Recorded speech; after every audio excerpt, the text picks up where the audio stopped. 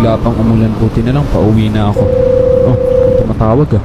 Hello? Hello po? Sino po ito? Ay po kuya, ako po yung tindera na pinagpaludan nyo kanina. Bakit po kayo napatawag ate? May sasabihin kasi ako sa iyo kuya. Okay, sige po, ano po yun? Medyo hard to sasabihin ko kuya, wag ka sanang magagalit. Sige po, ano po ba sasabihin ninyo? Humingi kasi ako ng sign na kung sinong huling lalaki ang hahawak sa kamay ko bago umulan, yun ang magiging jowa ko. Ha? Naku ate, hindi ko naman hinahawakan yung kamay nyo. Hinawakan niyo po kuya nung nagbayad kayo kanina, nung nagpalupo kayo. Teka, alam mo, hindi ko sinasadya yun, tsaka madami naman ang bumibili dyan ah. Pero ang sign kasi kung sino ang huling makakahawak ng kamay ko at biglang uulan. Eh ikaw naman ang huling nakahawak ng kamay ko bago umulan eh. Naku ate, seryoso ba to? Baka nasasobrahan ka lang kakanood ng teleserye, tsaka hindi totoo yung mga ganung bagay. Pero parang nag-slow motion kasi kanina nung papalapit ka pa lang eh. Lalo na nung inalis mo na yung helmet mo.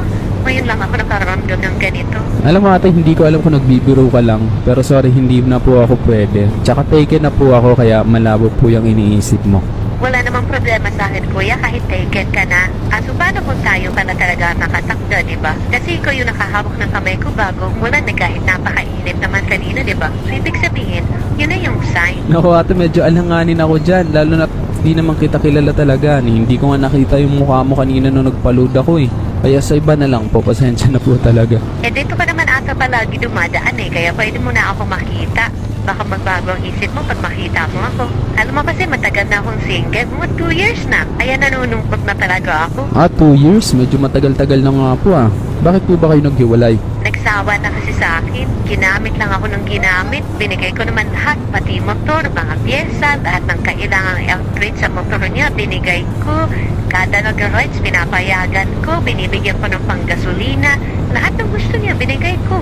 Pero ayun, iniwan pa rin ako. Nakakalungkot naman pala. Ibig sabihin, user pala yung ex mo ate. Oo nga eh. Anyway, wag mo na akong tawaging ate. Annalyn na lang. Okay, sige. Annalyn pala yung pangalan mo. Pag may time ka, daan ka naman dito para mas magkakilala pa tayo. Pwede naman. Kaya na pag kailangan mo ng load, magsabi ka lang, ililibre kita ng load. Tsaka pag nagugutom ka, daan ka lang dito sa tindahan ko anytime.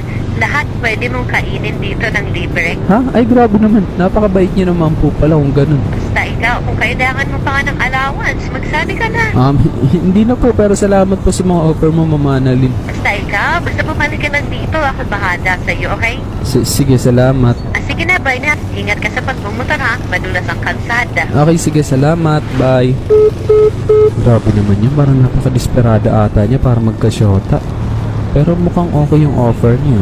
Libre load, pati pang gas, at pwede ko pa daw kainin kahit anong paninda niya.